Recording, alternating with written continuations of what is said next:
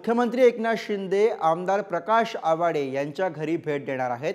आमदार आवाडेंची हातकणंगले मतदारसंघामधून बंडखोरीचा प्रयत्न आहे।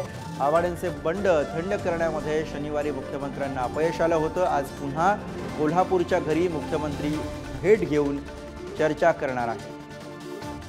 मुख्यमंत्री एकनाथ शिंदे हे आवाडेंच्या घरी भेट देणार आहेत आणि भेट घेऊन चर्चा करणार आहेत। आवाडेंचं बंड थंड करण्याचा प्रयत्न या ठिकाणी मुख्यमंत्री एकनाथ शिंदे यांच्याकडून पुन्हा एकदा केला जाणार आहे।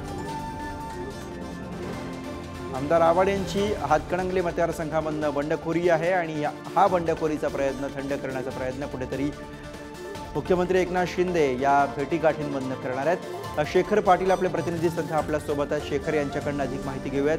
शेखर, पुन्हा एकदा मुख्यमंत्र्यांकडून आवाडेंचा बंड थंड करण्याचा प्रयत्न होतोय।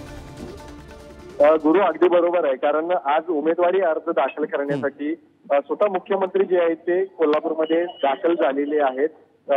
मात्र त्या ठिकाणी त्यांचेच महायुतीचे सहयोगी आमदार असणारे प्रकाश आवाडे हे देखील आपण या ठिकाणी निवडणूक लढवण्यावरती ठाम आहे।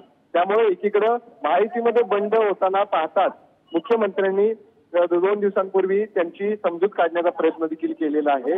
मात्र प्रकाश आवाडे आपल्या भूमिकेवरती ठाम असल्याचं पाहायला मिळतंय। उद्या ते उमेदवारी अर्ज देखील भरणार होते, मात्र तत्पूर्वीच मुख्यमंत्री जे आहेत त्यांच्या घरी आता निवासस्थानी जाऊन त्यांची भेट घेणार आहेत, त्यांची समजूत देखील काढण्याचा प्रयत्न करणार आहेत आणि त्यामध्ये ते यशस्वी होतात का हे देखील पाहणं गरजेचं आहे। कारण हातकणंगले लोकसभा मतदारसंघामध्ये आता धैर्यशील माने असू दे, तिकडे राजू शेट्टी आहेत, सत्यजित पाटील जे आहेत महाविकास आघाडीकडून, आणि इकडं महायुतीमधला दुसरा एक तगडा उमेदवार जो आहे ते या ठिकाणी स्वतःहून उमेदवारी दाखल केली। त्यामुळे नक्कीच एक मोठं आव्हान जे आहे ते निर्माण होणार होतं आणि त्यामुळे त्यांची नाराजी आहे ती या ठिकाणी दूर करण्यामध्ये मुख्यमंत्री आता यशस्वी होणार। बरोबर, त्यामुळे शेखर आवाडे यांची नाराजी दूर करण्यामध्ये मुख्यमंत्र्यांना यश येतं का हे आता बघायचं। धन्यवाद या सविस्तर माहितीसाठी।